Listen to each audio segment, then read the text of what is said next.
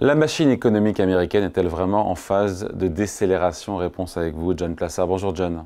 Bonjour David. John Plassard pour la Banque Mirabeau. Bon, c'est vrai que la croissance américaine, elle a déjoué toutes les prévisions en 2023. Elle a poursuivi son élan alors que tout le monde pariait ou beaucoup pariait sur une récession. On en est où aujourd'hui en 2024? Ça freine, on y est enfin?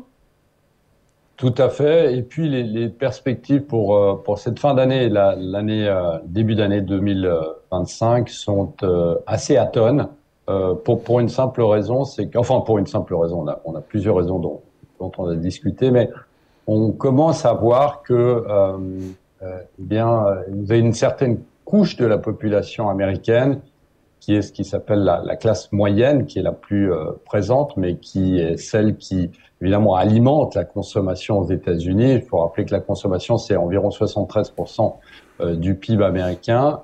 Et donc, sans consommation, ou avec moins de consommation, eh bien, la croissance baisse. Eh bien, on voit que c'est en train de craquer. On a eu, pas très longtemps, une enquête de McKinsey qui vous dit que l'augmentation du coût de la vie et l'atonie de l'activité d'embauche sont les principales raisons pour lesquelles le moral des Américains, selon cette étude, est en train de baisser de plus en plus. Vous avez 55% des personnes qui ont été interrogées qui sont pessimistes concernant les premiers mois, c'est-à-dire la fin de l'année, le début d'année prochaine. Et puis, on est dans une situation aussi où, en fait, vous avez de plus en plus de gens, et ça s'est vu depuis le début de l'année, je dirais, vous avez de plus en plus de gens qui changent de comportement de consommation lorsqu'ils achètent quelque chose, c'est-à-dire que ils achètent plus les mêmes habits, par exemple, ou ils achètent plus la même nourriture, ils essayent d'aller vers des habits qui sont un peu moins chers. Et ce qui est intéressant de noter, c'est que pas simplement ces études, on a eu tout au long, depuis le milieu de l'année, on a eu General Mills, on a eu Walgreens, on a eu McDo, on a eu PepsiCo et Coca-Cola qui vous ont donné le même message. Et juste une chose, je terminerai là, c'est que McDonald's et Burger King, vous devez vous en souvenir, David, ont annoncé durant le mois de juin faire un menu complet aux États-Unis pour $5. Évidemment, ils ont dû s'adapter face à ce qu'on voit, le downsizing, comme on dit aux États-Unis, le fait que le consommateur américain, même ne va pas dans un fast-food parce qu'il trouve que c'est trop cher. Et donc, c'est pour ça qu'ils ont baissé leur prix. Ouais, après, pardon, mais sur l'environnement macroéconomique, John, on a eu les chiffres du mois de juin sur le marché de l'emploi, encore 200 000 emplois créés, quelques petites révisions à la baisse sur les mois d'avant. Il n'y a pas de drame sur le marché de l'emploi. La machine à créer des jobs, elle est toujours là.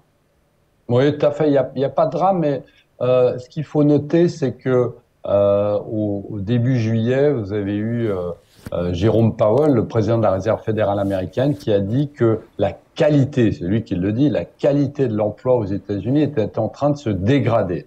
Selon leurs données, qui ne suivent pas simplement les créations d'emplois, qui sont, comme vous l'avez dit très justement, révisées à chaque fois qu'on a un chiffre à la baisse, sont dans une situation où effectivement même la Réserve fédérale américaine constate qu'il y a un changement dans l'emploi américain. Et ce qui est très intéressant de noter ici lorsqu'on parle de la consommation américaine et donc de la croissance américaine, c'est que vous avez trois astres qui sont en train de se mettre en parallèle. Et d'abord, vous avez le revenu disponible réel qui n'ont que très modestement augmenté. Malgré la désinflation qui est en cours. Tout à fait. Ouais. Exactement, parce que notamment la désinflation, mais vous avez la désinflation réelle, par exemple, dans les supermarchés, les Américains ne le sentent pas vraiment. Si vous allez dans une ville comme New York, les prix ont explosé malgré la désinflation qu'on voit sur les statistiques officielles, je dirais. Vous avez la deuxième raison, c'est que le taux d'épargne aux États-Unis, et oui, les Américains ont un taux d'épargne, mais qui est très très faible, qui est au plus bas de près de 16 mois.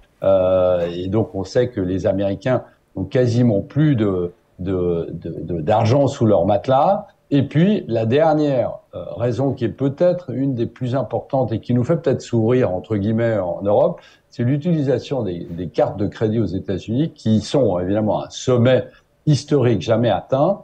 Et l'autre raison, et on avait fait aussi une émission, David, là-dessus, c'est les cartes qui s'appellent Buy Now, Pay Later, acheter maintenant, payer plus tard, où c'est des cartes où en fait vous n'avez pas de frais ou des frais cachés dessus, où vous pouvez quand même consommer. Donc on voit ici que ces trois astres, les revenus disponibles réels qui n'augmentent pas réellement, c'est le cas de le dire, plus d'épargne ou moins d'épargne, et puis l'utilisation des cartes de crédit d'une manière assez violente, qui fait qu'à un moment ou un autre, si vous avez le taux de chômage qui monte légèrement, et je vous rappelle quand même qu'aux États-Unis, on est au-delà de 4%, ce qui n'était pas le cas parce qu'on était à 3,4 il n'y a pas si longtemps que ça, eh bien, vous avez des gens qui commencent à réfléchir un peu différemment.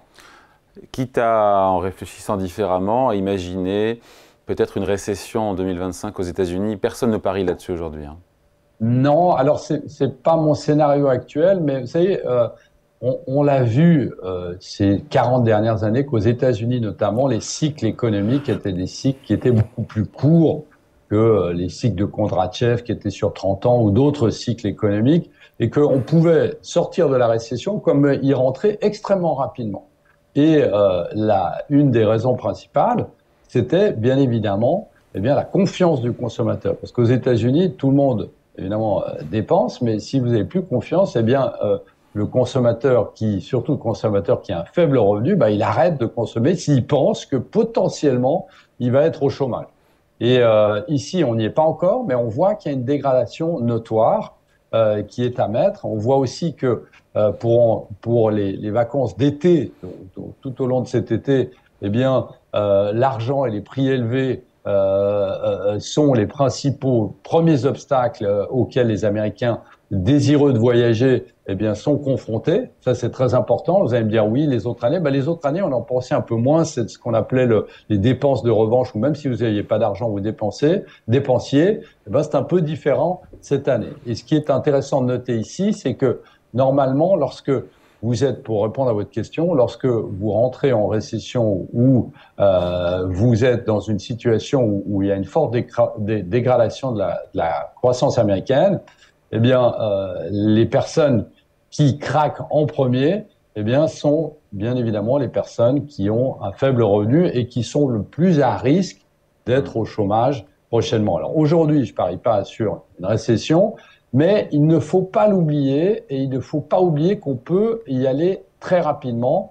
Et surtout, si vous avez une inflation persistante, si vous avez les taux d'intérêt qui restent élevés comme ils sont actuellement, mais qui restent élevés pendant un certain moment encore, vous savez, le higher for longer, les taux resteront élevés plus longtemps de la Réserve fédérale américaine, on est dans une situation où très rapidement, le consommateur américain peut réduire les vannes, je dirais, moins consommer, et vous avez une croissance qui s'arrête. Et il faut juste rappeler ici qu'une récession, c'est 2 trimestres consécutifs où on voit que on a une croissance négative, mais la croissance négative peut être à moins 0,1%, donc c'est pas dramatique. Hein.